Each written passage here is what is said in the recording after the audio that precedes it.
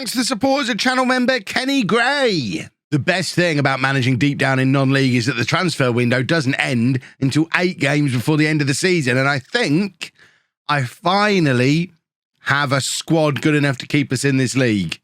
And probably enough games to get the job done. Mid-table, here we come, folks.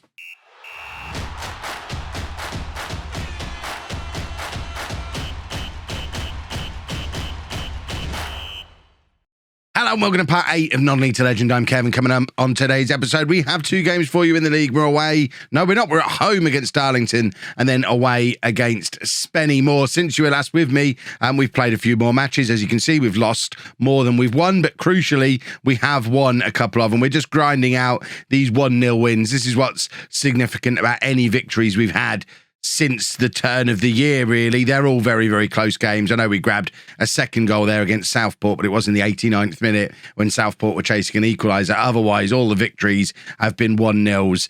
The one against Kettering, the one against Guiseley, the one against York. Largely, we're losing games by narrow margins as well, apart from that one game where we got absolutely battered by Farsley. But we are back to the 5-2-3 that we had been using, and then you saw it be a disaster in the last episode, so I dropped it for a couple of matches. We didn't look very good. We've brought it back. Hopefully you get to see it looking good now. This is what the league table looks like. And talking of things that are looking good, we're 18th, 34 games played, 31 points on the board. Crucially, 5 points clear of Chester and Curzon Ashton, who are joint bottom of the league. What do we think? Another 2 wins, another 3 wins, and we're safe. We're getting very, very close. But we have made some transfers. Before I show you the transfers, though, do just want to thank everybody for the incredible support on the series so far. I'm recording this Monday morning, and the episode that came out on Sunday has had about 35,000 views. These are crazy numbers to me. I remember this time last year tweeting out about how happy I was that I was still in the sort of 10 to 15,000 view range by the time we got towards episode 10 of Non-League to Legend. It's just exploded, and I am very, very grateful for it. Thank you very much. It's largely because of the amount of people who are supporting the videos with their comments for the algorithm and by leaving thumbs ups on the video. If we can get to 5,000 likes an episode, we'll continue to smash 30,000 views an episode. It is a direct correlation. So thank you to everyone who's been supporting the series so incredibly so far. Please keep it up. I'm having a lovely old time. Talking of having a lovely time, transfers. We have continued to, you can see I've been trying to bring in lots of trialists from the Premier League. None of them were interested. But what we have done, I think you'd seen me sell Simeon May for, let's clarify, £220, not £220,000. Might have got a little bit excited on yesterday's video. Callum Gittings left on a free transfer to Eastbourne as well, but I think they were both in the last episode. And I also think in the last episode, we were either just about to sign Josh Hill or had just signed Josh Hill. Either way, Josh Hill is in. He's a 4th centre-back for us. We didn't have one. We are playing 3 at the back. We needed a 4th centre-back. That 4th centre-back is Josh Hill, so he's in. We've also signed Sam Deadfield, who is a left winger. For some reason, still not able to find a left winger with a left foot, so we're still playing with an inverted winger on that left-hand side, but Sam Deadfield is 25 years old. I mean, there's nothing spectacular about him other than the fact he works quite hard. He's got half-decent technique, half-decent... I mean, he's a tier 6 player. You can see that about him, but hopefully he's going to offer us a little bit of consistency out on that left-hand side and maybe a little bit more of a goal threat. He's only played a couple of games so far. Hasn't looked that impressive, but at least he's my player. Someone who is a bit more impressive, Kyjon Marsh-Brown, 23 years old, right winger who can also play on the left-hand side, a little bit quicker. We're looking for pace in these wide areas. He's got 4.5 star potential as well, which is very handy. He's not made his debut yet because we only just brought him in, but he has played 12 times for Hemel Hempstead this season, 2 goals on a 6.85. But he's only actually started 2 games for them. Hemel Hempstead, a 13th in the National League South. We're putting this guy straight in our team. This shows just how bad our squad is. And then we've also signed Alex Brown off of Kettering, who I don't think I've managed him before, despite my last 2 starting clubs being Kings Lynn and Kettering. I think he usually arrives at clubs just as I'm leaving them, which is a worrying sign. It's a very worrying sign that Alex Brown has now turned up here at Leamington, if that's what he does. But he's a left back who's also natural at left wing back, which we didn't have. Fairly quick, but natural at left wing back was crucial because we didn't have anyone who could do that previously. So all of that means this is what our team now looks like. Yes, we still have Weaver in goal. I know we're all laughing at Weaver and think Weaver should be replaced. But you know what? I've not been able to find anybody any better. We don't have anyone any better at the club, that's for sure. And nobody better than him has come up on my scout reports. I'm not gonna rush somebody in just because we don't like Weaver. He's just gonna have to keep doing a job, I guess. He is keeping clean sheets lately. I mean, if we look at those wins, the significant thing about the last 5 league matches we've won is all 5 of them featured a Jake Weaver clean sheet. So when he plays well, we win matches. It's just unfortunately he is a little bit prone to comical moments of nonsense. But some of you have mentioned in the comments section that might just be a lower league goalkeeper thing this year. A few people are having similar issues with whoever they have in goal. So I think the fact that he can keep goal when he wants to, I don't know, he's got 2 men of the matches. Jake Weaver's in for the rest of the season. And then a back 3 of Morrison, Dyche and Ando. This is the key part of the team. Those 3, if they play well, we win. And then Brown making his debut on the left. English, who has barely featured for us this year, another 36-year-old knocking around the club. But he can play right wing back, so he's going to play on the right-hand side. Edwards and Todd in midfield, and then Deadfield, who's only played a couple of games. You've just met him, and Marsh Brown on debut on the right with Phillips up front. I think you'd seen the signing of Harry Draper in the last episode, but we brought him in with a view to him playing as part of a front 2, and now we're not doing that. So I'm not going to be dropping Phillips anytime soon. So Draper's probably not going to get much of a chance other than coming off the bench. But let's get into the game. Darlington are a team who have caused us problems on occasion this year. If I recall, we lost 4-0 away to them in the league, but then did knock them out of the FA Cup on our run to the second round. So we've got 1 win apiece against Darlington this year. So on our day, we can beat them. But obviously, when we've played them previously, we weren't playing like this. This is our new look, calm, control possession, just keep hold of the ball and wait for them to make a mistake. We're not really trying to create a chance for ourselves. We're trying to wait for them to give us a chance. It's non-league. They'll make a silly mistake at some point, and we just have to hope that their silly mistakes outnumber our silly mistakes and we capitalise on them better than they do. That's kind of the system that we're doing now to try and grind out results. Just grinding out the results to stay in the league. I mean, that one wasn't even Weaver's fault. That's Morrison clearing it into the side of Weaver's head, and luckily it bounced off at a really unusual angle. I mean, he must have a head like Crichton off of Red Dwarf for it to hit him in the side of the head and bounce forward like that. But either way, we're glad. And Cross comes in, and yeah, I mean, anytime I talk positively about Weaver, which is rare, we see something like that happen. And this is the downfall of this system. We've seen it against Farsley. Well, I saw it. You didn't see it because it was one of the off-camera episodes. But we have seen that if we go behind with this system, there isn't really an easy way to shuffle it around and go attacking. We kind of just have to keep doing what we're doing, and soaking up pressure and waiting for them to make a mistake doesn't work very well when the other team are like, that's fine. You can have the ball all you like. We've had 70% of the possession in this match. They don't care. They've got their goal. If we're not going to get the ball forward and do any kind of attacking oomph, then they'll just be happy to take their own 1-0. And it is the issue with the system. But we always have our set pieces. Long throw, looking for Deadfield. And there's your equaliser from Sam Deadfield. It's a huge throw from Junior English. And that throw has made it all the way through to the far post. And Deadfield is there to head home. And that is a very, very important goal for us, because it now means we're putting the onus back on Darlington again, because we'll take any point we can get. We'll happily just sit there, again, soaking up the pressure, keeping hold of the football, 70% possession nearly, just waiting for either a set piece or a mistake. And we don't care if it ends 1-1, 2-1. We'll just not adjust from that plan. We've had one shot on target and we've scored it. They're so far ahead on XG, but we're in line to get a point here, and we don't need many more points to be safe.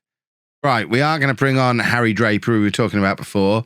He can come on to play up front. I think he wants to be a target man, but he can be a pressing forward. We're not going to mess around and change the system. The system is working in so much as we're not conceding loads and loads of goals. We're also going to take off. Marsh Brown. We'll put Matty Todd up on that right-hand side and get Ward in there. And we're going to leave the defence alone for now. We've got one more substitution to make if we need to. What we will do is just offer a little bit of encouragement. The boys are doing very well. Carry on doing very well. Let's see if we can sneak a winner from somewhere. That'd be beautiful if we can. And Edwards there with an interception from our ball-winning midfielder, and the ball is played forward to Draper, who looks to head it onto Deadfield. It was some decent target man work from him, but unfortunately the header couldn't quite get through to Deadfield. And now Weaver lumps it forward on this left-hand side, and there's no one there to collect it. They're trying to attack us through the middle, which is definitely our weakness, at least until you hit the back three. And we're pretty solid once you get to the back three, but certainly coming for our midfield in the middle, we don't have a lot there. And they've probably won this game now because, like I said before, there's not much we can do. We can go attacking, but that's what I tried to do against Farsley. You go attacking with this system and you just leave huge gaps. So it's not really a system that we can adjust into something a little bit more attacking.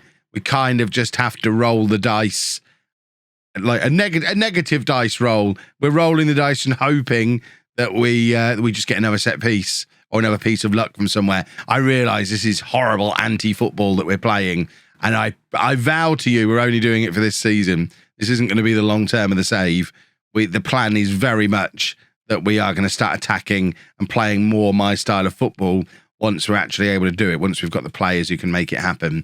But for now, we're shuffling things around for the sake of it.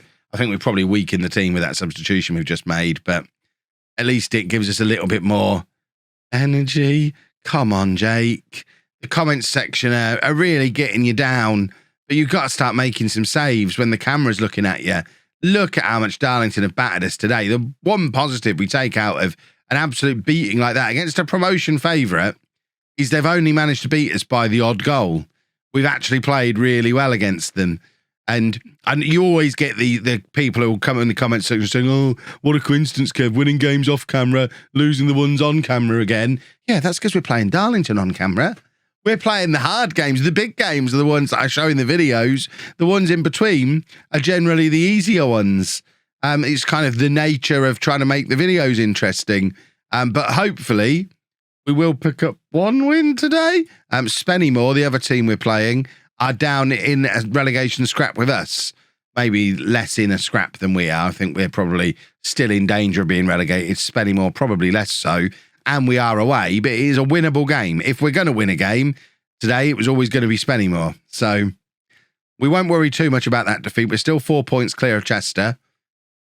Let's go and grab some kind of point against Spennymoor. I'm encouraged by the way we played in that game. One thing that is worth mentioning amongst all of the kerfuffle of you lot having a lovely time chuckling at the misfortunes of poor old Kev down in the comments section, the Leamington board been really happy, and they've given me a 1-year contract extension. So I'm in for another year as long as we don't get relegated. Of course, we do have the threat of relegation, meaning an auto sacking because we don't have the tier 7 leagues loaded. But as long as we stay up 1 more year, the board are happy. If we look at the club vision, ignore that, but they're happy. We're not that far over that, and we're actually going to be pretty good from the end of the season. And I am very confident that if we manage to stay up, we will build a team that can be at least upper mid-table, if not playoff challengers next year. That's the plan. Just the one change for the Spennymoor game. Jack Lane comes back in at the left-sided centre-back, partly because he's a natural left-back, so being able to play him as the wide centre-back makes a lot of sense. And plus, at 6'3", he is a threat from set pieces as well, which he did score relatively recently. So yeah, I think we'll have him back in playing as our wide centre-back again as I slowly but surely figure out who my best team is. I think it might be this 11. I think this is the combination of players that we need. Let's go. I really want the 5-2-3 to work on camera so you can see that I'm not losing my mind. Because I promise you, in those, I think we've won with 4. I think we've played this system 8 or 9 times now and won 4 times. And we've looked really good every time we've done it, in so much as there's not really been a highlight at either end, and then we've grabbed a set piece. That's what I mean by looking good. We're looking solid defensively, which for us is definitely looking good. But the key is definitely we only win matches if we can keep a clean sheet. So we need that back five to do their job, and Weaver. We need all of them. We need all of them combined to do their job today. I'm always confident there's at least one goal in us from a set piece or a counter-attack. We just have to keep things tight at the back. And I mean, that's a lovely headed clearance from Ando. I think having Lane in there probably helps with the defending as well because of that size. The one thing about Ando and Dyche is neither of them are massive centre-backs. You know, I like a big centre-back. Our biggest player is Edwards in midfield at 6'4". And I think Dyche is 6 foot. Ando might be 6'2". So I mean, they're not small, but we haven't got a big, giant, dominant defender that I would like to have in non-league. It's certainly something we'll look to address in the summer if we can find one. But what I'm seeing so far, it's one of the reasons we've not been able to replace Weaver. We don't have much in the way of scouts, and it's taking a long time for us to get any players come through that might actually make a difference. And now we've conceded a goal, and that's a problem because, like I said, the only times we've won with this system, we have managed to keep a clean sheet. I don't think you can blame anybody for this. I mean, yes, Weaver's flapped his arms around in the wrong direction, but it was a very good finish that I don't think you can blame him for that. He's out of contract at the end of the year. We don't have to put up with him for much longer. The worry is we won't be able to replace him with anyone who's actually as good as he is. We are probably going to be relying quite a lot on director of football recommendations this summer to fill the gaps for these key positions. Not that I haven't been doing that so far, but I find the goalkeepers from the director of football, I scout them, and they're not as good as Weaver. And that is terrifying. Right, Brown was trying to get something going from that clearance. Alas, nothing does come from it. And as we approach half-time, it's a familiar-looking story of us not really showing any kind of attacking intent, trying to defend, and it not going very well. Edwards playing out to English on this right-hand side. Plays into the path of Marsh Brown. Marsh Brown is in, and that would have been a goal from open play. An unheard-of thing. Unfortunately, the keeper makes a save, and now we need to conjure something up from a corner. It's Deadfield looking for that near post. It evades absolutely everybody. We've got Lane in there. We've got Edwards in there. All the big boys were in there waiting for that corner, and none of them managed to connect with it. That was a wasted opportunity. We can't waste our set pieces like that because they are one of our few routes through the goal. And yeah, that wasn't ideal. I need to see what's going on with the other teams that are around us at the moment. Although, ball over the top there, Phillips had been alert to that. I know he had to keep himself onside initially, but he's quick. He could have got the other side of that defender if he just wriggles away from him, gives him the slip, and gets him behind him. But he didn't really seem like he was up for doing it, which is a little bit of a worry. But yeah, we need to check in on what's going on with Chester and Curzon Ashton. And as long as they're still losing as well, it doesn't really matter that we're losing. We'll be back tomorrow with the final couple of matches of the season, and hopefully we'll still be outside of the relegation zone, although this current run of form that we now seem to be finding ourselves in is not that encouraging. The ball is fired wide from Spennymoor. I mean, it's clear from these highlights that Spennymoor also not really very good, but a win for them today, this will be enough. This will keep them safe now. 41 points. They are as good as safe, and we are definitely not. Let's get Mooney on up front, see if he can make a difference for us. Deadfield hasn't played very well at all. We don't really have anyone who can go out onto that left wing, though. So I think Deadfield probably stays on. In fact, no, he's not going to. We're going to put Marsh Brown onto that side. We're going to put Todd up there, and we're going to get Ward on in there again. And hope that Ward can give us a little bit more attacking oomph. Try the more attacking players another way around. We'll go positive. I've warned you that it doesn't really work with this system. We'll do it anyway.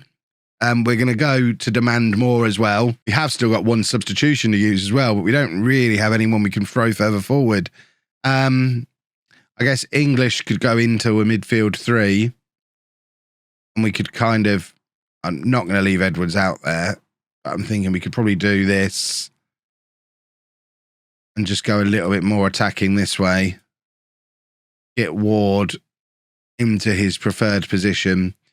English can then be a ball-winning midfielder one side, Edwards a ball-winning midfielder the other side, and then we can bring on Hill for Ando, who was already tiring. Let's go attacking. I mean, it's not making much of a difference, I don't think, but it's just trying something a little bit different for the final 10 minutes. We've gone attacking. We've changed the shape a little bit. Will there be a goal in it for us? Probably not. What a disappointment. We're now 3. In fact, Chester have won. Chester are back out of the relegation zone again. That's more of a disaster than our results have been. Chester are out of the relegation zone. They're only 1 point behind us now. Bradford Park Avenue have slipped back in. I think we have 6 games remaining. Oh, this is a nightmare. We'll be fine. We're finishing the season tomorrow. One way or the other, this pain ends tomorrow. Either we survive and then we can rebuild this team in my image in the summer, or we get relegated and we rebuild somewhere else next season. Either way, only one more day of watching me suffer in this manner, which weirdly, a lot of you seem to be loving. You monsters. If you've enjoyed that, please make sure you leave a nice big thumbs up on there for me. Subscribe to the channel for daily Football Manager videos. Thank you very much for watching.